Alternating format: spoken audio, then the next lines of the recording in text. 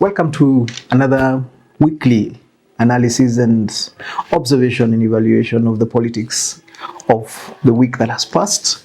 And I think, of course, we'll all agree that the most important thing that has happened this last week nationally, beyond the crises and the negative issues which I tend to avoid, is the release of the National Dialogue Committee report. NADCO, which was co-chaired by former Vice President Kalonzo Musyoka and my good friend Majority Leader Kimani Ichung'wah, released a report after a couple of months of dialogue between the two primary protagonists in the last election, which is Azimio and Kenya Kwanza. And of course, there are people who feel like the report is underwhelming, right? There's such expectation. But I think the reality of it is that there was no way this report was ever going to be huge, because the primary requirement or the primary necessity of this particular process was more of healing. And I say that with complete sincerity. Our country is an interesting country. After every election, we need a process of healing, especially for the people who have lost. And this process of healing is also meant to reaffirm that the fact that you did not win doesn't mean that you're irrelevant. So a lot of the national dialogue processes that we go through after every election are meant to affirm the side that has lost that you're still relevant, you're still important. And NADCO is no different. However, NADCO has looked at some very interesting sides. When they were set up, they were supposed to look at 5 things. They were to look at the cost of living, which somehow was imputed after ordinary Kenyans insisted that the initial conversation had nothing to do with them. So I remember that the opposition are the ones who strictly made cost of living a major issue for national dialogue. I did not understand why. But hey, then of course there's elections, there's a whole idea of political party management, there's the issue of offices, constitutional offices that the political structure expects or wants to have. It also reduces the animosity when we go into elections, and constitutionalization of some funds. And this is what the report has had to say. On the issue of IEBC and the electoral process, of course, they talked about the need to relook at the last election, which I don't think is going to happen. But they also proposed an inclusion from 7 to 9 of the commissioners of IEBC. What I expect is going to happen that these two particular inclusions are going to be recommendations of the opposition so that they feel represented in the IEBC.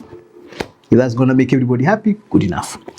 Then they went into the issue of constitutionalization of 2 key funds. The NGCDF, which is a fund that deals with the development of the constituency, and the Ward Development Fund, which is a fund that deals with the development of the ward. The NGCDF is managed from Parliament.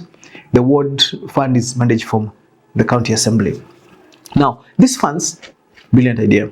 What I see is somebody going to court to determine, or to ask the court to determine whether there is a conflict of interest when the legislature, whether it's in an assembly or at national level, is implementing projects. Because remember, the legislature is supposed to be an oversight body. We're supposed to oversight the executive when they implement for accountability purposes. One of the inherent challenges that NGCDF has always faced is that when members of parliament are in any way connected to the use of funds, then they negate the whole idea of oversight. So it will be interesting. I believe that NGCDF is a critical part of how to develop the country. Ward Fund would also be good. I suspect that we would have to figure out how to do it while removing the politicians from the operationalization of those funds. But it will be something to watch. Of course, the other issue has been a bit about the political offices. Key leader of opposition. I have always supported the establishment of the office of the leader of opposition. What I cannot understand is NADCO coming up with a suggestion that he should have 2 deputies. I do not understand where that comes from. Why would you want to have 2 deputies? Even when you go to the elections, you have 1 deputy. So where is the other one going to come from? It should be interesting, though I have a feeling that Parliament is going to throw out the idea of 1 deputy. and we'll be left with office of the office of the official opposition leader and one deputy, which allows that the team that lost to fit into an office in our political structure. 2 deputies somehow doesn't make sense. Anyway, I don't know where they came from with that. Of course, they also came up with the idea of a prime minister's office. Now, what I found interesting is that the prime minister doesn't have deputies.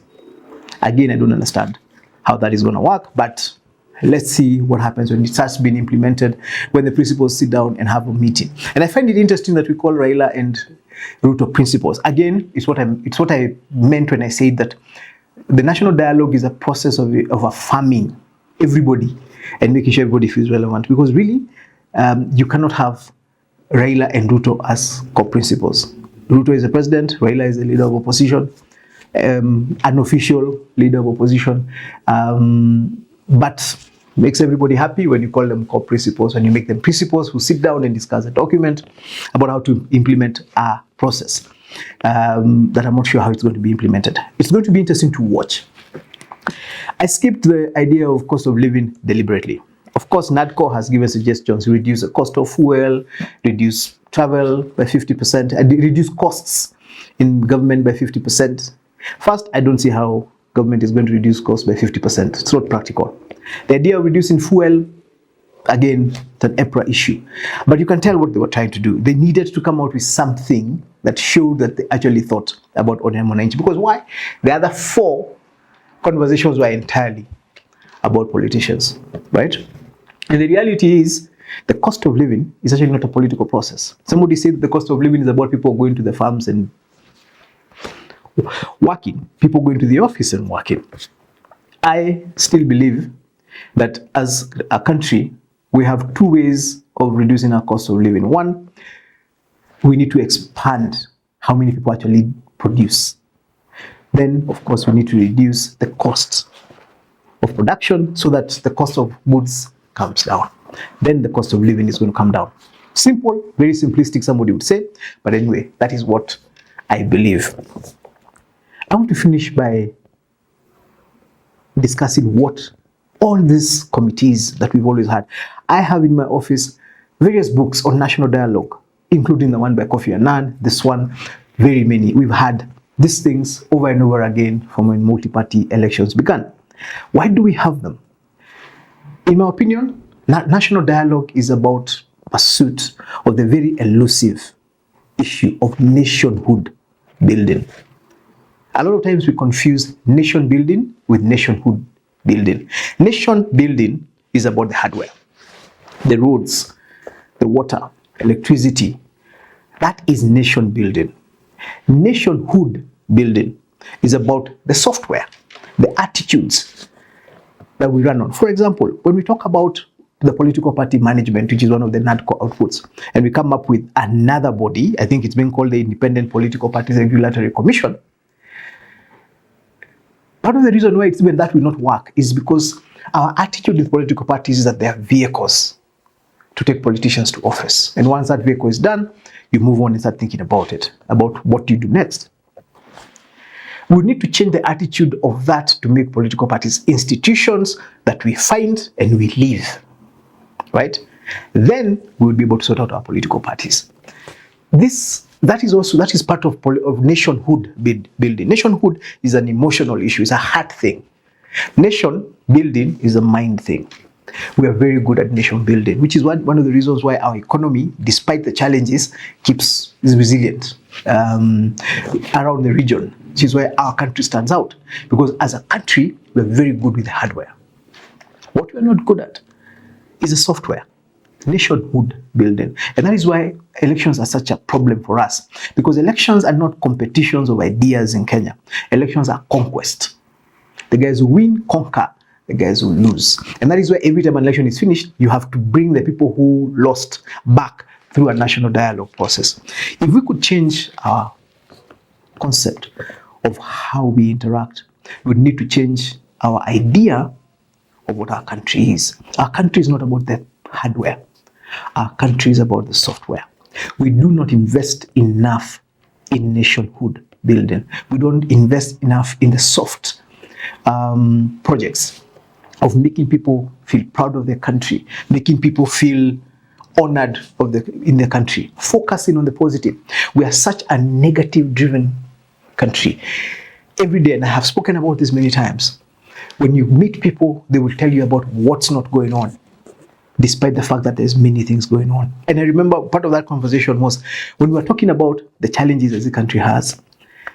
And some people want to make these challenges about this government. Of course, others want to make it about the previous government. But the reality is, these challenges are a continuous process. There's no way the amount of problems this country is having today have developed over 14 months. So it cannot be about the Kenya Kwanza government. But then there's also no way we can blame all of it back to the whole government. But we keep, and because we are not thinking from a positive perspective, we find teams who are spending all their time fighting about whose fault it is that we're in this problem, rather than how do we solve these problems for today and tomorrow. Because the past is for us to learn from. We can't go back in there and do anything about it. It's what we do today that affects what we do tomorrow. So I want to be speaking a lot more about nationhood building in days to come. And I want to challenge us, from the political leadership to the social leadership to the economic leadership of this nation, to invest a lot more in soft projects that enable us to build our nationhood, our sense of identity as Kenyans. We're doing very well with the nation building projects. Let's think about our nationhood building projects. As always, taking a cup of tea from Ruare. It's been a cold, wet season. And we are glad we've been able to continue serving the people of Nyeri and the people who visit Nyeri. Please do visit us at Ruare Central when you have a chance, for accommodation, for conference, for good nyama choma, chai and bandazi. God bless you. God bless Kenya. Thank you.